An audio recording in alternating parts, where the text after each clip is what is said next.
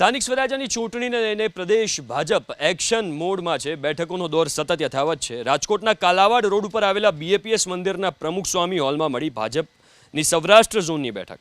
પ્રદેશ અધ્યક્ષ જગદીશ વિશ્વકર્મા અને સંગઠન મહામંત્રી રત્નાકરજીની આગેવાનીમાં યોજાયેલી આ બેઠકમાં કેબિનેટ મંત્રી કુંવરજી બાવળિયા, પૂર્વ ધારાસભ્યો, સાંસદ, સૌરાષ્ટ્રના જિલ્લા મહાનગરના સંગઠનના હોદ્દેદારો અને મોટી સંખ્યામાં કાર્યકર્તાઓ ઉપસ્થિત રહ્યા।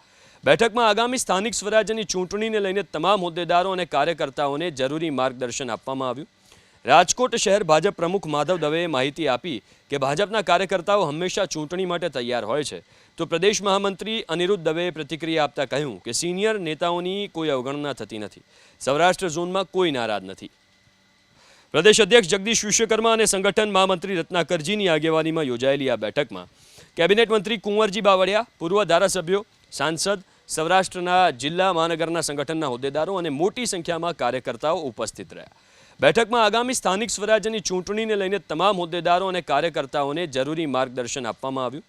રાજકોટ શહેર ભાજપ પ્રમુખ માધવ દવેએ માહિતી આપી કે ભાજપના કાર્યકર્તાઓ હંમેશા ચૂંટણી માટે તૈયાર હોય છે, તો પ્રદેશ મહામંત્રી અનિરુદ્ધ દવેએ પ્રતિક્રિયા આપતા કહ્યું કે સિનિયર નેતાઓની કોઈ અવગણના થતી નથી, સૌરાષ્ટ્ર ઝોનમાં કોઈ નારાજ નથી।